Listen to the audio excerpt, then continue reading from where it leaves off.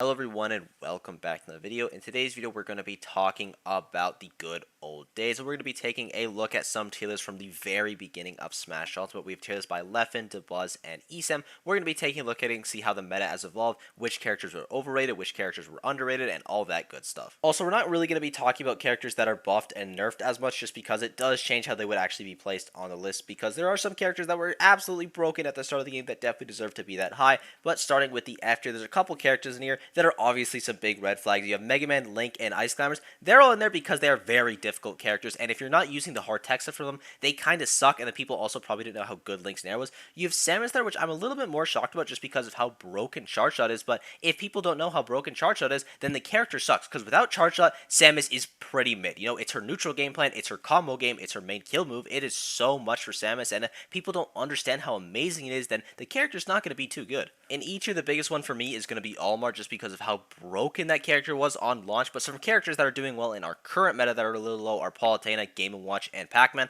Now, Pac-Man I get because there are a lot of setups that just weren't discovered for the character, you know, probably seems a little bit linear, and though his boxing was good, the boxing, while it's good on Pac-Man, it still isn't just enough for the character to have good boxing. What makes him so good is the fact that he has good boxing, and his combo game is ridiculous with his bell and his fruits and all that kind of stuff, so that probably wasn't discovered too much for Pac-Man. Game & Watch, I'm also surprised, is a little bit lower, but kind of the same thing. People probably didn't know how good the Nair combos were, as well as he's incredibly light, and when people are getting hit by a lot of things they shouldn't get hit by, you're going to explode as Game & Watch. Palutena, that's also what I'm a little bit shocked by, just because Palutena, she's just such a fundamentally easy character, you know, you have that Nair into back air, that's a day one combo, and that's essentially her entire game plan, but the rest of E tier, you know, it's pretty good. Maybe you move up Bowser a couple slots, probably move up Rosalina a couple slots, but outside of that, he did a pretty good job on the E tier. Next up in the D tier, we have Mario, Zero Suit, and Rob being the biggest offenders, but it actually makes a ton of sense, at least for Mario and Zero Suit, because these characters lost their main gimmicks from Smash 4, which was rage combos off the top. In Ultimate, there's still rage. You could still combo the characters off the top with the up air into up B,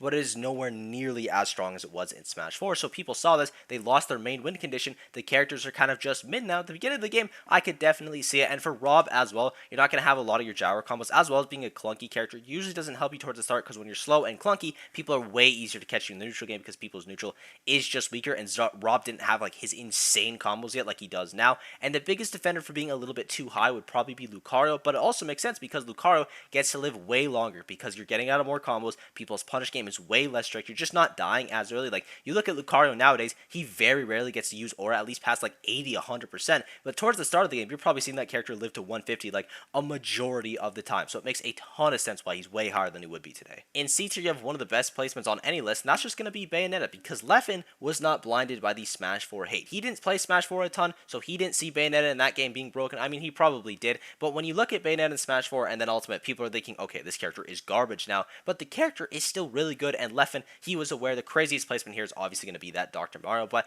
it makes sense because Dr. Mario can kill you at 60% if he down throws you into down B at the ledge. It's ridiculous, and everything Dr. Mario has hits super hard, and he has a lot of very easy confirms. He's an amazing up B out of shield that's really easy to just do. So Dr. Mario has a lot of easy stuff. The weak thing about him is going to be his neutral, and the characters with the bad neutral game, they're going to be way better towards the start of the game because people are just worse at it. Some characters that could be a little bit higher, I think Snake, Fox, the Peaches, they could be higher, but those characters are incredibly difficult, so when their tech isn't as flushed out towards the very beginning, it's really hard to tell how good they are. In the B tier, you have Marth right next to Lucina, and this makes a ton of sense because people towards the start of the game probably didn't think that Marth was bad. They probably just thought that they were bad, you know, they couldn't space the tippers properly, but it's a new game, it's a new character, you'll get it along the way, and then people slowly start to realize, okay, maybe it's not me, maybe it's just Marth, so it makes a lot of sense why he is still up here, because people don't know that he's bad yet. You have Ike as well, we talked about this a little bit earlier, characters that are worse in neutral but have amazing punish games are going to be doing better. You see Ike, you see Incineroar, you see Luigi. Incineroar though, this is kind of a base take, especially with Skyjay. Skyjay has shown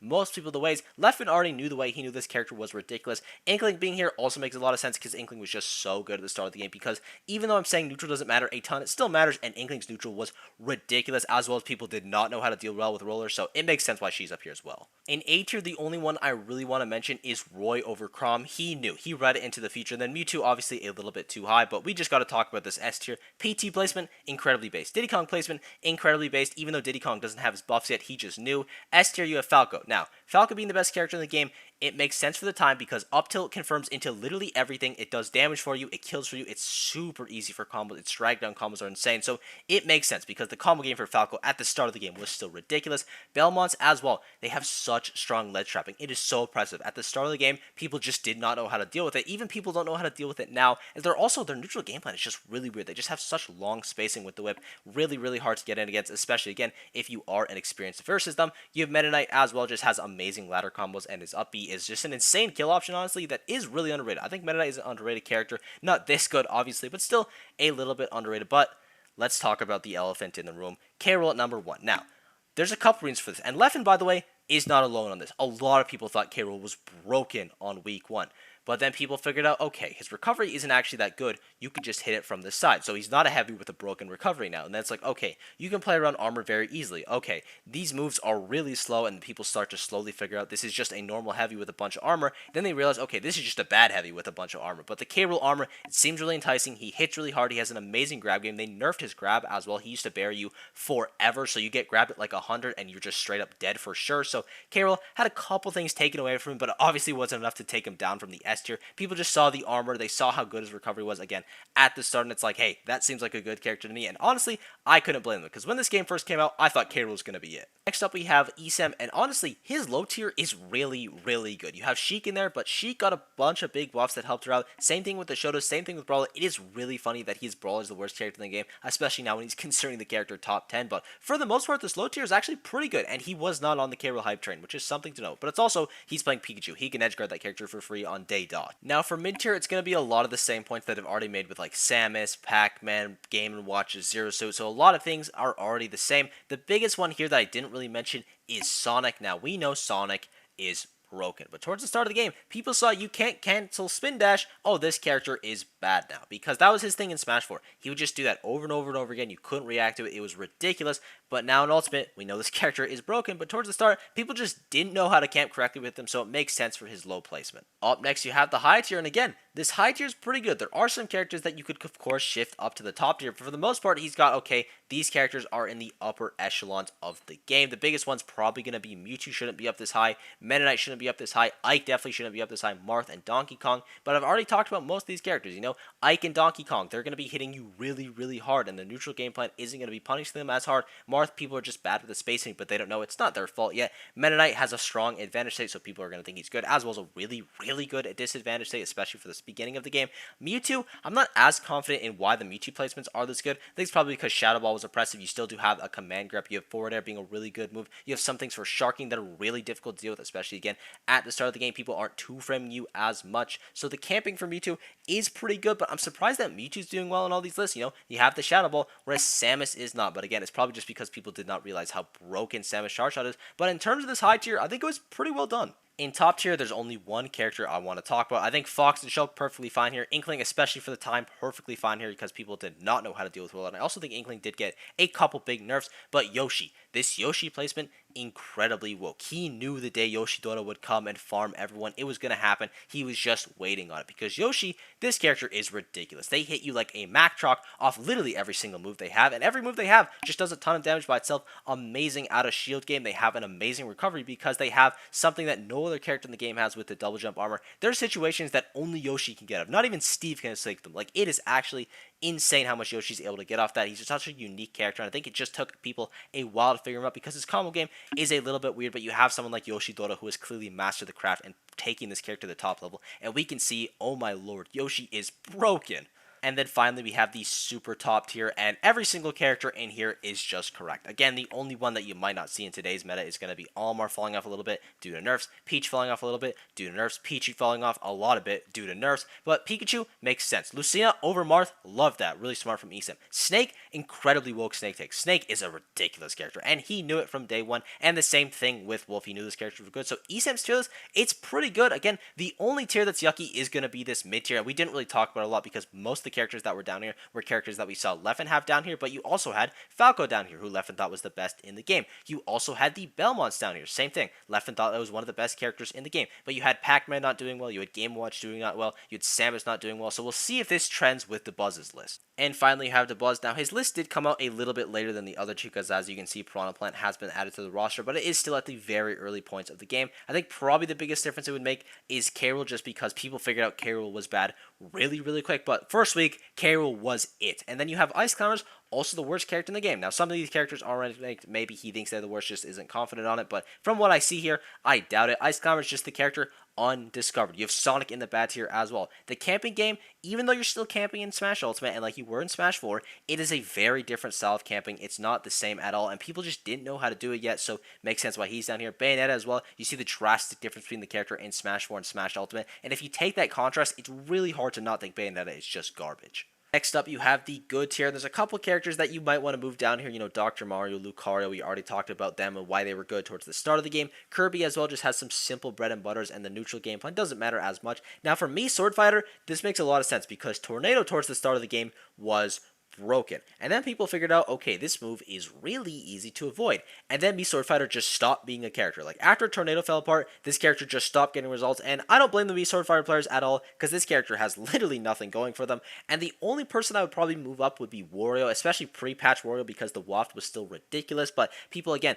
they don't know the waft setups at this point. They don't know that you could super easily combo off basically everything into a kill move at 60%, so it makes sense why he is a little bit lower than he typically would be. Next up, you have the great but not busted tier. Some ones you probably moved down. Lucas, you moved down. Toon Link, you moved down. Duck Hunt, you definitely moved down. But towards the start of the game, Raito was like farming people, so I'm not even going to give him too much flack for that one. You have some characters that have a little bit more time to flesh out. Again, this list came out a little bit later, so you have Zero Suit, you have Mario, you have Samus. People know, okay, these characters don't have what they did in Smash 4, but Mario and Zero Suit, they still have some really broken stuff, and then people just started realizing how good Charge Shot was. He has a really good Cloud placement, maybe even a little higher nowadays, but one of the only people to super rate Cloud. But let's talk about the obvious thing that I'm avoiding. Ike, Ganon, Dedede, Donkey Kong, and Bowser.